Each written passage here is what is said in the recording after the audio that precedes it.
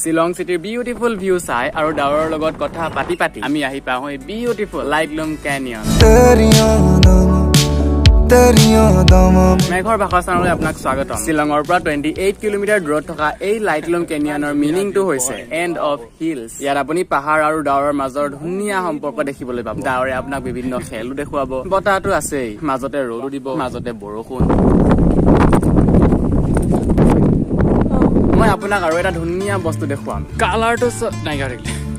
গোটেই পাহাৰটোত ডাৱৰৰ ছাঁটো পৰি আছিল আৰু অকল এই ঠাইটোত, অকল এই পাৰ্টটোত ৰ'দ পৰি এনেকুৱা কালাৰ হৈ আছিল। এই ডাৱৰখিনিক বাইকৈ দুখনমান ফটো তুলি আমি দেখোহি এই স্পটটো। বাইদেউক বোলে ৰীল এটা বনাই দিব লাগে।